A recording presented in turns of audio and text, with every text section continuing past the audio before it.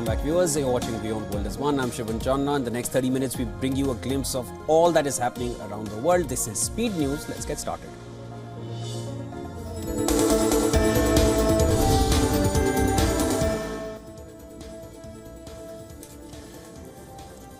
Republican presidential nominee Donald Trump has ruled out another US presidential debate before November's election. He made the comment as he and Harris returned to their campaigns in the battleground states. Meanwhile, at a rally in North Carolina, another swing state Democratic presidential candidate Kamala Harris claimed that they owe it to the voters to have another debate.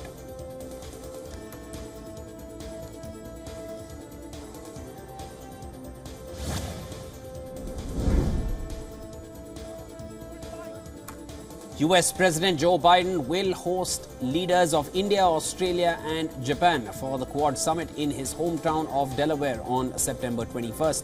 The summit will focus on strengthening ties between the Quad nations and advancing their shared goal of a free and open Indo-Pacific region. Key areas of cooperation will include health, security, disaster response, maritime security, critical infrastructure, clean energy and cyber security. White House has confirmed that India will host the next Quad Summit.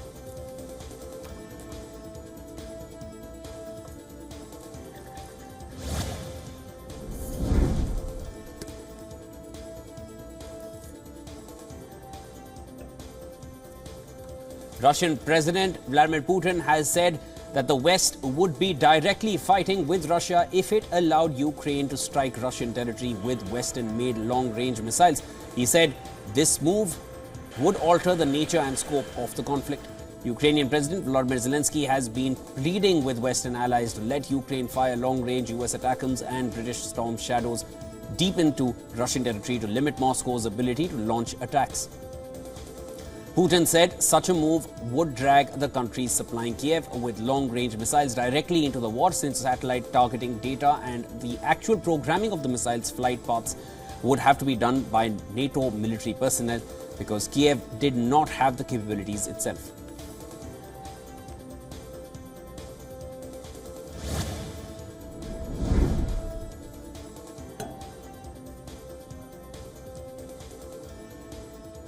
Russia claims that its air forces and artillery forces have attacked airport infrastructure and energy facilities used to support operations of Ukrainian troops over the past 24 hours.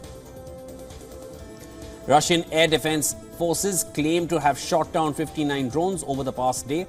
General Staff of the Ukrainian Armed Forces has issued a report claiming that there had been 79 battles on front lines.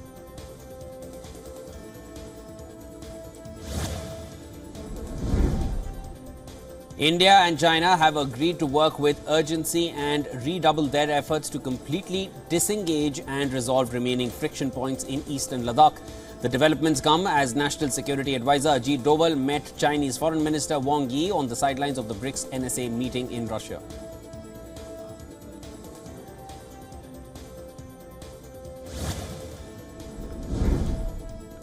North Korea has released images of its uranium enrichment facility for the first time, showing leader Kim Jong-un touring it as he called for more centrifuges to boost his nuclear arsenal.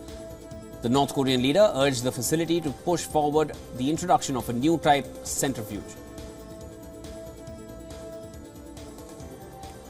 North Korea's nuclear weapons programs are banned by UN sanctions, but the country has long flouted the restrictions with support from allies Russia and China.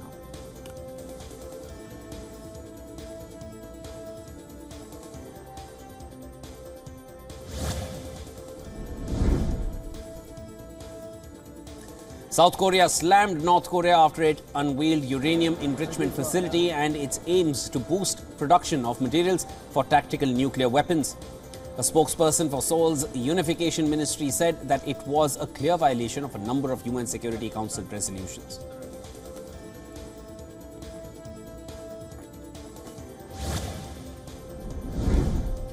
Pope Francis has left Singapore for Rome after a mammoth trip across Southeast Asia and Oceania, in which he urged action on climate change, pressed for interfaith dialogue and reinforced the Catholic Church's presence.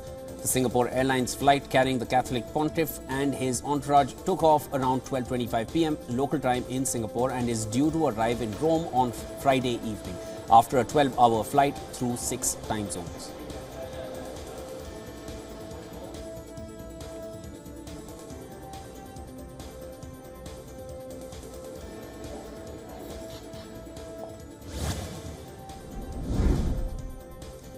Following criticism over Hamas' October 7th attack, the commander of the Israeli Defense Forces Unit 8200, Brigadier General Yossi Sariel, has tendered his resignation. In a notification addressed to his superiors and subordinates, Brigadier General Sariel said that he was resigning over his role in the failures leading up to the massacre.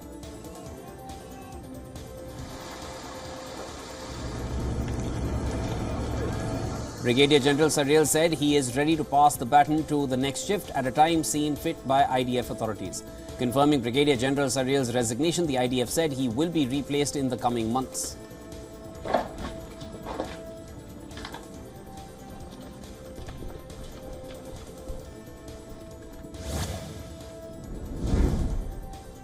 In Senegal, President Faye has dissolved the opposition-led parliament, making way for early legislative elections to roll out policies for the rest of his term.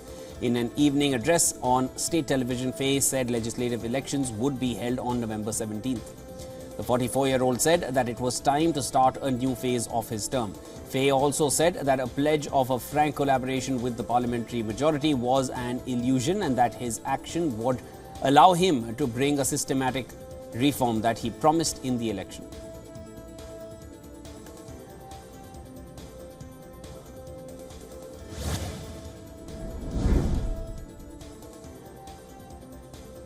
India's top court has granted bail to Delhi Chief Minister Arvind Kejriwal in a graft case, paving the way for his release nearly 6 months after he was arrested. Kejriwal had moved the Supreme Court against the Delhi High Court's August 5th decision, which upheld his arrest in the Delhi excise policy case. Kejriwal was first taken into custody in March by India's Financial Crime Fighting Agency, weeks before the country's national elections, in relation to alleged irregularities in the capital city's liquor policy. Kejriwal and his Aam Aadmi Party have denied the allegations, claiming that the cases against them were politically motivated.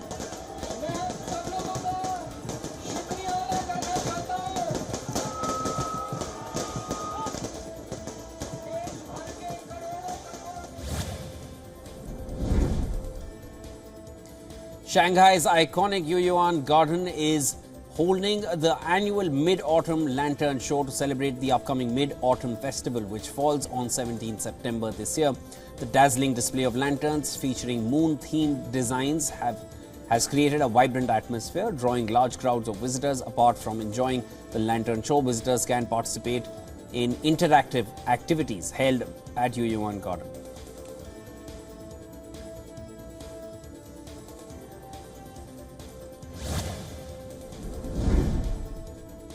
The first results of the end of summer alpine glaciers measurement are not as reassuring as hoped. The Lombardy Regional Glaciology Service addressed that the Eastern Glacier is in the Italian Alps, retreated by 7 meters compared to last year. The latest findings come despite heavy snowfall last April and May fueled hopes of a better protection against summer heat. The only relief, according to glaciologists, was that the glacier melted less than previous year.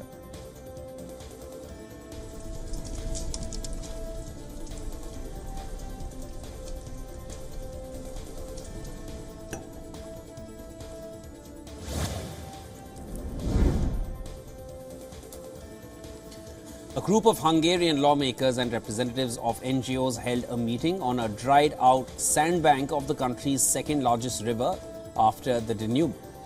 The meet was to highlight the severe impact of a drought in July and August that damaged key crops. Water levels in the Tisa River dropped sharply after repeated heat waves, which also hit other European countries. The EU's Climate Change Monitoring Service says it was the Northern Hemisphere's hottest summer since records began. In Poland, the level of its longest river, the Vistula, have fallen to a record low.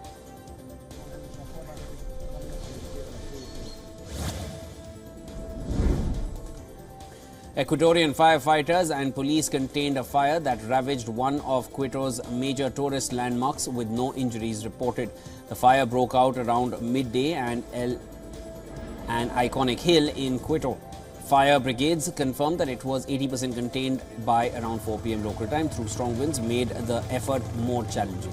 Drone footage captured plumes of smoke rising from the hill, visible from various parts of the city. Nearby residents and their pets were evacuated as a precaution.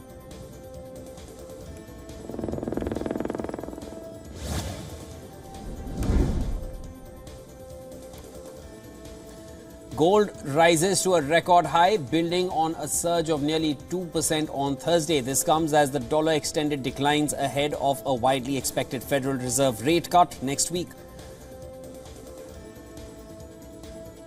Bullion climbed as much as 0.4% on Friday, putting it on track for a weekly gain of almost 3%. Gold has surged by almost a quarter this year, supported by the Fed's path to monetary easing, central bank buying and strong haven demand due to conflicts in West Asia and Ukraine have helped the euro metal.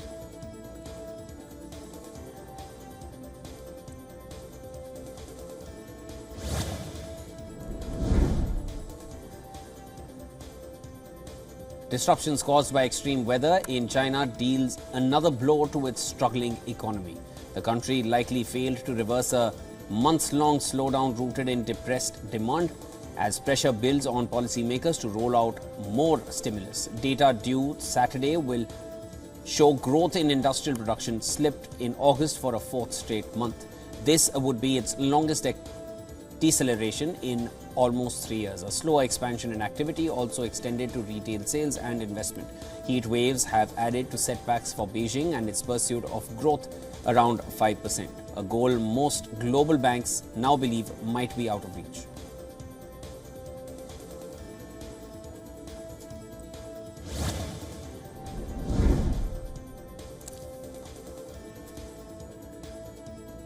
China outspends the US almost 9-1 on infrastructure projects around the world over 8 years. Washington now faces a challenge as it was for influence against Beijing in poorer countries. China lent $679 billion under its Belt and Road Initiative from 2013 to 2021 for projects that involved highways, power plants and telecommunications. The US provided $76 billion in that same period. The biggest chunk of the Chinese money went to Russia in a sign of those two countries' deepening cooperation. Analysts believe that China's willingness to lend money quickly and with minimum safeguards is a way to extend its influence.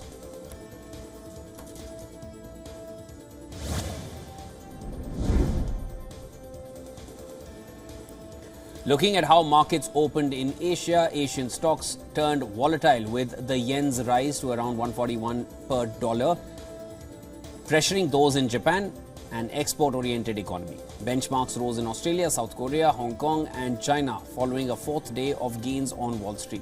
The latest economic data failed to sway bets on a series of Fed rate cuts, and this fueled a surge that has already increased the market value of the S&P 500 by more than $1.3 trillion this week.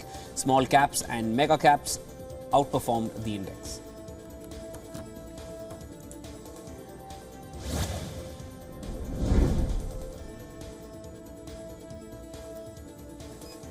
As tropical storm Bebinka nears northern Taiwan, experts in Taipei are relying on artificial intelligence to track its path. AI-based systems, including those powered by software from companies like NVIDIA, have been more accurate than traditional methods in forecasting typhoon routes. Trained on historical weather data, this AI predicts numerous weather patterns within minutes. Previously in July, AI models were essential in forecasting Typhoon Gemi, the strongest storm in 8 years, helping Taiwan prepare for its heavy rainfall.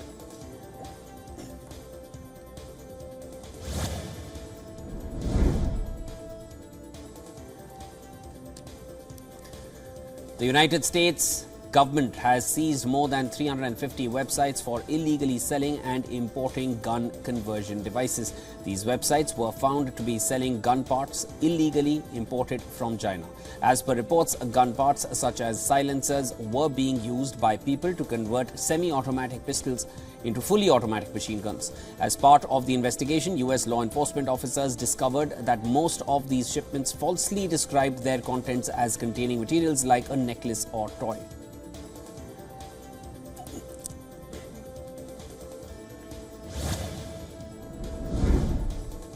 Several major video game companies, including Epic Games and Roblox, are facing a consumer complaint in the European Union. The complaint accuses these companies of misleading players, especially children, into spending money. This action follows growing concerns about gaming addiction, with some parents alleging that game developers intentionally design products to make them addictive. The complaint also includes other gaming companies like Microsoft's Activision Blizzard, Ubisoft and Supercell.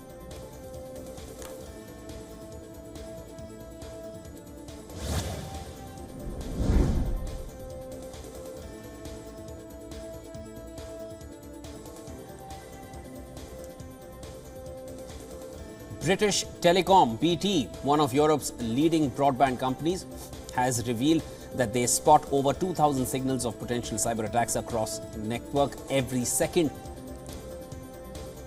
Additionally, the company said that criminals were increasingly using disposable bots to try to evade existing blocking and security measures. BT further revealed that this July digital surveillance activity by hackers was 1,200% higher than last year's July, with hackers mostly targeting retail, education, hospitality, defense and finance sectors.